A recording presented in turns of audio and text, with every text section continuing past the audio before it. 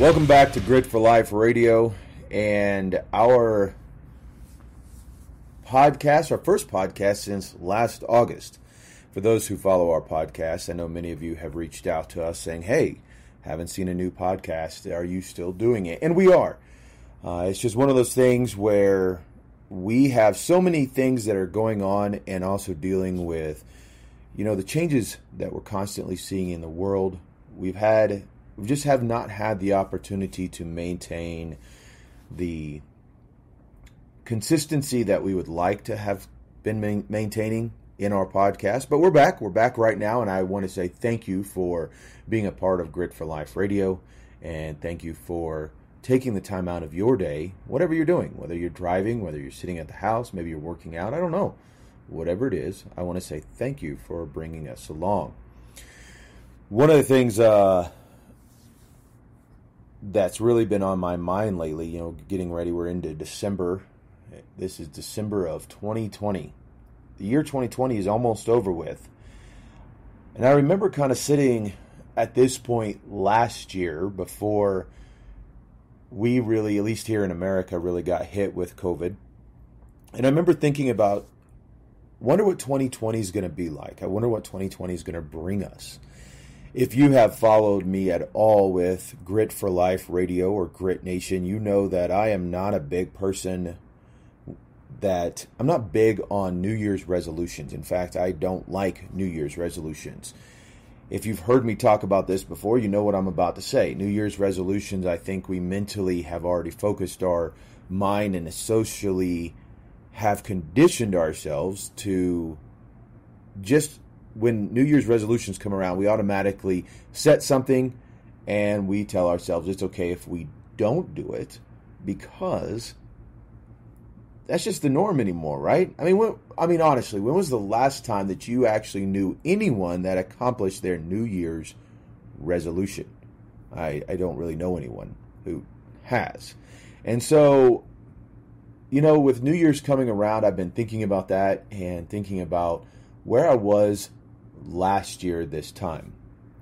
I had a lot of hopes, I had a lot of dreams, I had a lot of things that I wanted to accomplish.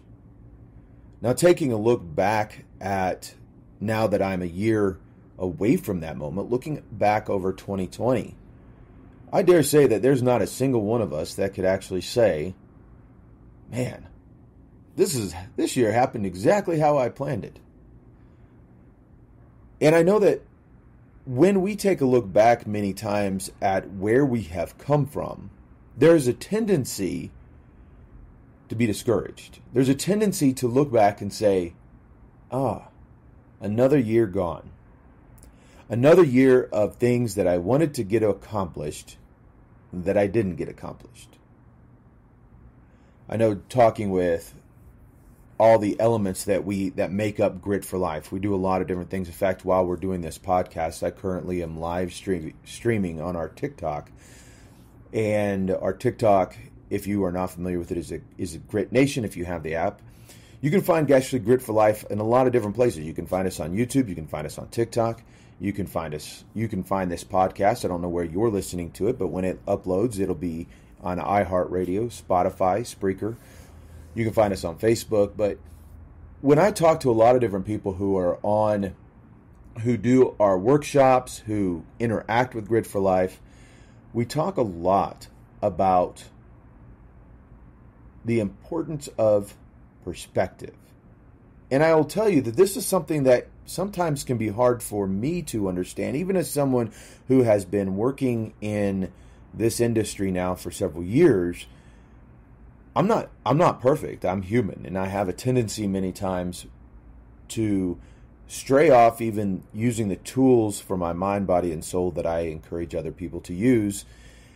And so when I was taking a look back over 2020, I asked myself, I said, okay, before 2020 started, what are the things that I wanted to accomplish? And how much of that did I accomplish?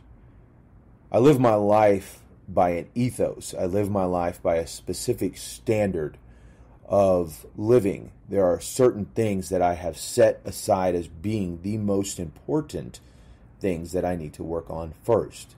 My family is one of those things. And I will tell you that when 2020 started, I have been spending, several years as a father. I have spent several years since my kids were born trying to be the best father that I can be. And for those who have done our workshops, you are aware that, I have gone through a lot of transformation, but I've also gone through a lot of fighting for my kids and fighting to be a part of their life and ensuring that I was present. Well, when 2020 started last year, I have one child that's out of the house. He's gone. He's actually in college, going to the University of Central Florida in his senior year. And my two youngest kids, one of them last year at this time was living with me, and my other one was living with my ex. And I had determined one of the things that I really wanted to make sure that I did in the year of 2020 is I wanted to really invest even more than I have ever done in my kids' lives. They're teenagers, and all of us, if you are in your adulthood, all of us have lived our teen lives. And each of our lives are unique, each of our stories are different, but the thing that we do know is that in our life, we, many times in our teen years, we feel alone and we feel as if no one can really understand us. And I wanted to make sure that, especially this year, I really focused on being there for my two younger ones especially. So that was something I wanted to accomplish in 2020. Well, with all the changes that we have seen in 2020, we could really look back and say, man, get rid of this year. Just throw it out. This year sucked.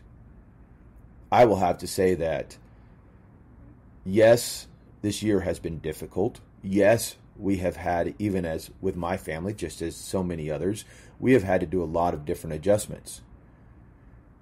But let me take you, last year I was talking about, being where I was in December of 2019. And let me fast forward to March of this last year. March of this last year is when we really started seeing the effects of COVID in our community, in our life. And I will tell you that I was getting discouraged because I was watching my family really start to struggle. My wife is a teacher, and she was really struggling with trying to how to maneuver through all the nuances of teaching in this new environment. My children were working on, my teenagers were in a hybrid type learning situation, and they each are at different high schools, and they were each struggling with how to handle their different, their different schedules. Then spring break came along, and I had already started really seeing my family emotionally start shutting down. And as the leader of my family, as the father, as the husband, and as well as someone who looks to motivate people and to teach them how to change their perspective in life, I also was getting worn down. But I knew that I had a responsibility because I determined that 2020 was going to be a year that I was going to really hone in some things with my family. When spring break came along, my son, who's in college, flew in. And for the first time ever, I think, for years, I had all three of my kids in one place. My son would actually end up staying from college. He would stay through basically all summer. Never would I have imagined a year ago from today that in year 2020, I would have the opportunity to see my kids all under one roof again and watch our family truly grow. I watched my kids really bond as now they are older, they are now more mature. Yes, I said that. I wouldn't tell them that, I don't think, but if they listen to this, they get to hear it. And over this summer, I watched all three of my kids truly grow together under one roof. Now, I know people will say, 2020, this year sucked. And it did. It does have its difficulties, but life has its difficulties. We have to make sure that we take things and we look it into perspective. Life is always going to change. Life is always going to bring obstacles. Life is always going to start taking us in one direction, and we think we have it all under control, and then it falls out from under us. But I can tell you, I remember telling several people during the summer, I said, this whole pandemic thing, we can take a look at it as a negative, or we can take a look at it as a positive. And for my family, in a positive way, it brought us closer together. Because we spent so much more time together than we have in years.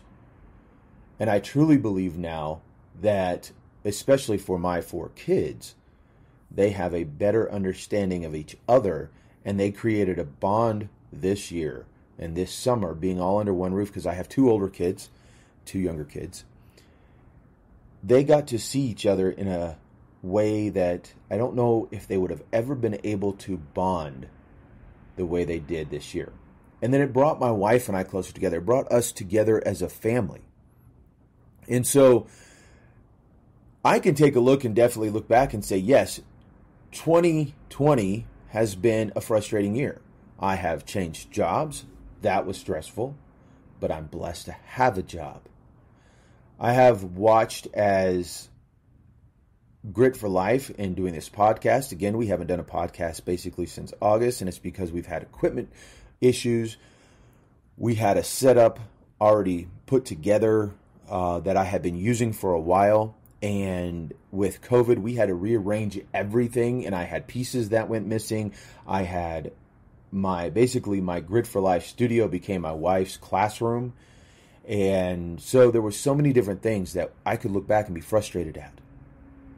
But as 2020 closes, I wanted to spend some time to show you how to take your perspective and look back over 2020 and say, yeah, 2020 was rough, but I am so glad that I had the opportunity to live it. I had the opportunity to be a part of it. It is all how we look at it. We have to learn to be able to take the positive or the out of the negative. Because if we learn to focus on the negative, our life then attracts the negative, and what we will only see is the negative, and then we become depressed, we become bitter, we become angry, we become anxious, and all we can do is talk about how awful everything is. So let's take a look back.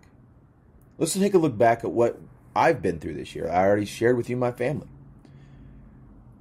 A year ago, I got based upon a dare from my kids. I got on the app TikTok, and as I stated, as I'm doing this podcast, I'm currently live streaming on TikTok. So I want to shout out to a couple people out there. Paul from the UK, I saw you jump on. Harley McQuinn, I saw you jump on TikTok. I appreciate you guys joining in.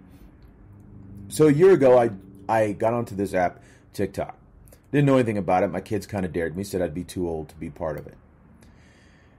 And so that's something that happened in 2020 is me getting on this app, and we're under Grit Nation. And now a year later, we have several thousand people that follow us on that app. We have numerous people that through TikTok have done our workshops for Grit for Life. I have been to had the opportunity to go to several different TikTok meetups and have the opportunity to actually meet individuals who I would have never met before, and have started building some amazing friendships. And that all happened in the year 2020. So that's something positive that I can talk about that happened this year. Amidst all the other stuff, I can talk about how I made some amazing friendships. And we can look back over this year and say, yeah, it was the year of being quarantined. It was the year of not being able to travel. It was the year, but I really believe that it is what we make of it. And the thing that we can look back and say is that one of the things I used to talk about all the time is how we have become, growing up, I remember I knew all my neighbors. I knew my neighbors' kids, they were my friends, I knew their parents. We had a sense of community. But through social media and technology, I think we've lost a lot of that. And I think that we don't know. I live in an apartment complex now, and I will tell you that there's a lot of people that I don't know who live in the same building as me. But I think what 2020 made us do is it brought us back to community.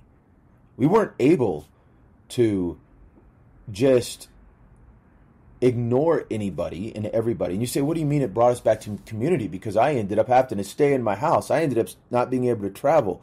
Well, the thing about it is it gave us a chance, whether you maximized that opportunity or not. It gave us the chance to remember our community that we live in. Why was that? It was because we all were going through the same thing. We all were embracing the suck, as a military term. One of the things that I think that really draws military members close together is when they go through training or they get deployed, they're doing it together. They all are experiencing the same thing together. And so I took time out during the year 2020, and us being restricted to what we were able to do, I took that time out to get to know people closer to me.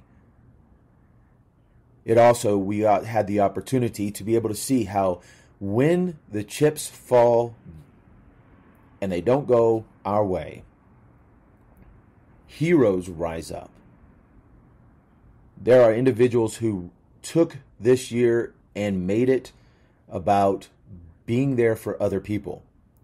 I know people who would go and get groceries for people who were not allowed out of their house because they were quarantined. I know individuals who made meals for friends who couldn't get out of the house because they were sick. We saw communities come together and join together to try to make a positive atmosphere in a time period that seemed impossible, and we didn't know when it would stop. And we're still dealing with it. But it's taking that positive out of the negative. So when you look back over the year 2020, you may not have been able to accomplish everything that you wanted to accomplish. You may not have been able to achieve everything that you wanted to achieve. But what were you able to pull out of the negative? And maybe you're sitting here today and you're saying, Nate, Coach, I really didn't have the opportunity to do that. And now I look back and I hear you talking about this, and now I'm kind of upset because instead of trying to find the positive out of a negative, I sat around and sulked. I sat around and got angry. I sat around and complained that we had to wear masks, and I don't have to wear a mask. It's against my rights. You're taking my rights. I saw a lot of anger this year. And my heart went out to those people who are living in the anger, because I'll tell you what, I had one of the things that I got the opportunity to do this year was I was working with a company that did require, we had to limit the people that were coming into the business, and they were requiring everybody who was coming into the business, they were requiring them to wear a mask. And part of my job was to go outside and to ensure that people understood the rules of coming into the building. Well, you would think that people wouldn't want that job, because you already know that the people that are standing outside waiting to come into this business, and then they're being told they are required to keep distance and they are required to wear a mask, they're already angry. They're already angry, they're scared, they're frustrated with the ordeal that they're having to live with. I took it as an opportunity. Again, a negative turned to a positive. I took it into the opportunity, knowing in my mind, being aware of my surroundings, knowing that the people around me were not happy, and I had the opportunity to help ease that. And so I went out and I would make the people out there laugh. I would made a fool of myself. I would make these grandiose announcements. I would yell out in weird voices. One time I even came out wearing a kilt and spoke in with a Scottish accent. And what I saw was people would sit there, they would shake their heads, and they would start laughing. I would sit there and tell people, hey, you have to keep your distance 6 feet apart. And then I'd walk up to a husband and wife that were together, and I'd say, well, you guys don't have to, because you are already live together. Unless, ma'am, You want your husband to be 6 feet away, and then I can enforce that. And of course, they would laugh, and we would have, a wife go, yes, get him away from me. Make him stand 6 feet apart.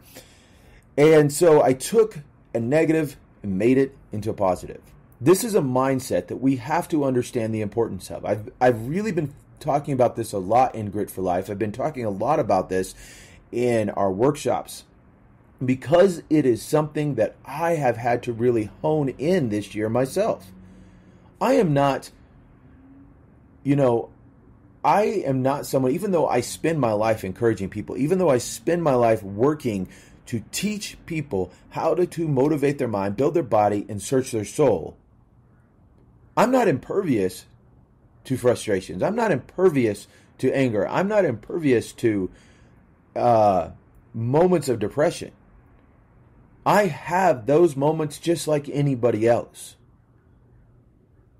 And so one of the things recently I've really wanted to start doing was making sure that I live present. So you say, Coach, I hear you, I've been listening to you on this podcast today, and I've been listening to you constantly say, pulling the positive out of the negative. And that's something great to say. It's easy to say. It rolls off the tongue. It sounds motivational. It kind of even makes you feel good a little bit. And you say, oh, yeah, that feels good. Oh, but how do I do it? How do I make it permanent? Can I make it permanent? Now, I'll tell you, my friends, that I'm glad that you asked that question. That's something that I've asked myself. And what I realized is that, yes, you can do it. And yes, you can make it a habit that is a way that you look at life. So how do you do that? What you first have to do is learn to live present. We live so much in the past. We focus so much on our past, and we worry so much about the future that we forget to live in the present and to have a strong mindset of learning how to take the positive out of a negative, learning to attract positivity because it is how we live our life. It is something that seems very hard many times to do. But in order to do that, we have to live in the present. We have to be able to say, okay, I am living right here, right now. I'm not living in the past. I can't change what the past is, and I am not living in the future because I'm not actually even promised the future. Instead, I'm living present. Living present is something that is very difficult, especially in a society that is constantly bombarding us with all kinds of stimulus, and a society that tends to point out our flaws, which then reminds us of our past, and a society that constantly is pushing material possessions that we don't either have or don't seem to be able to obtain, which then gets us worried about the future. It is very hard to learn to live in the present. But we have to be able to do that if we're going to live a positive life. How I've learned to live in the present is to be in control of my mind, body, and soul. How I've learned to do that is a few simple steps.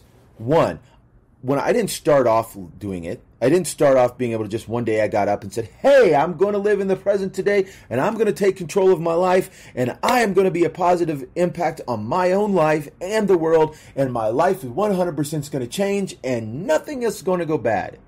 No, it didn't happen that way. That is inconceivable. It can't happen. It won't happen. I needed to have something that was consistent. So how did I do that? I started off saying today. Now, first of all, as soon as I say today I'm going to do this, what am I doing? I'm drawing my existence into today. I'm saying today I am going to focus on being present. How do I do that? For the next hour, I am going to be conscious of my thoughts and my actions, and I'm going to check back in with myself in the next hour.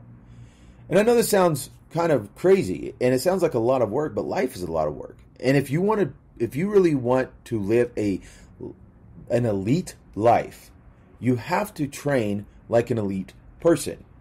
And so what I would do is I'd even had times where I would set my alarm for an hour, and as soon as my alarm went off, I'd say, why did that alarm go off? Oh yeah, because I wanted to check in with myself.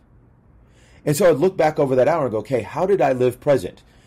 Were my thoughts ever worrisome during the last hour? Was there ever a time during the last hour I was negative? Was there ever a time that, and I would begin to fashion and form my control over my thoughts.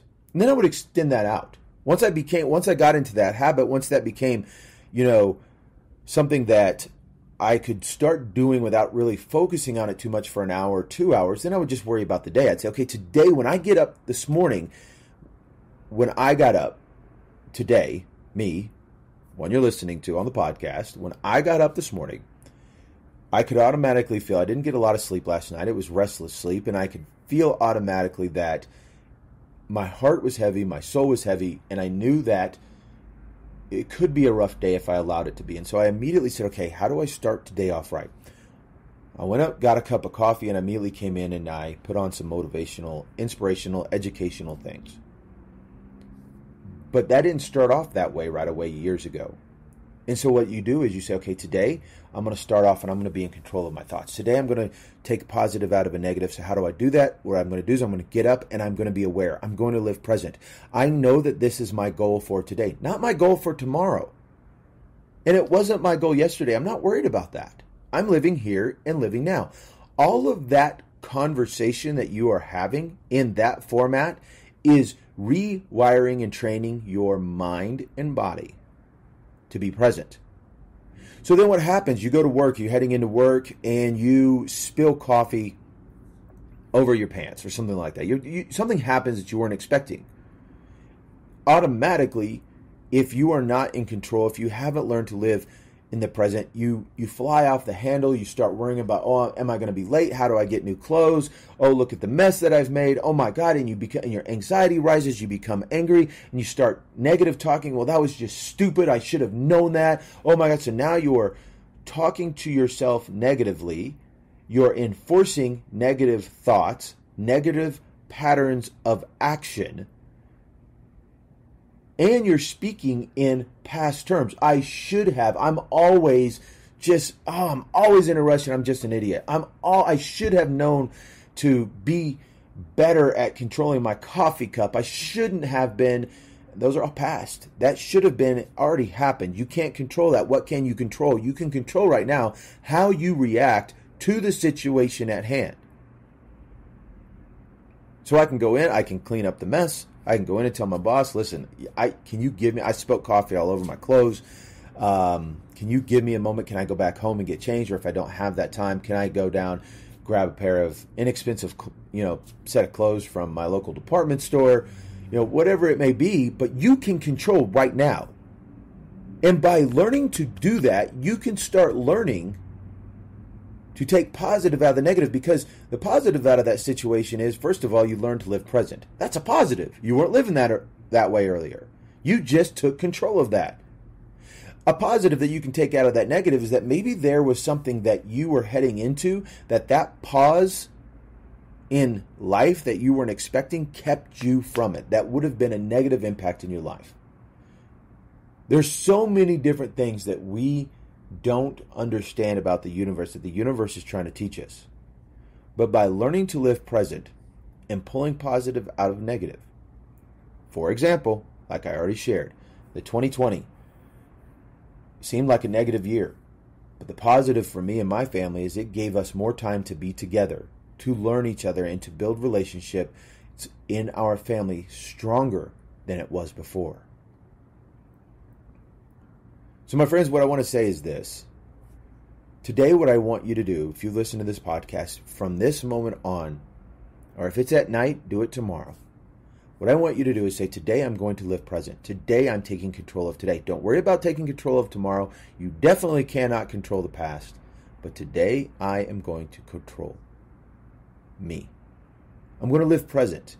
And when things happen, before I react, as I realize that something happened, and as I realize that I am reacting to something, before I react, I'm going to stop. I'm going to count to 3. 1, 2, 3. As resetting my thought patterns. I am then going to ask myself, what are the ways that I can react to this right now? And you say, how can I do that? I just spilled coffee all over the place. I got to clean it up. You just spilt it. You're going to clean it up no matter what. You can't change this. You spilt it, and you can't. You getting upset right now at the situation isn't going to change what has to happen. But you can change how you react and seek to take a positive out of it instead of focusing on the negative. Because remember, more than anything, your response, my friends, is your responsibility.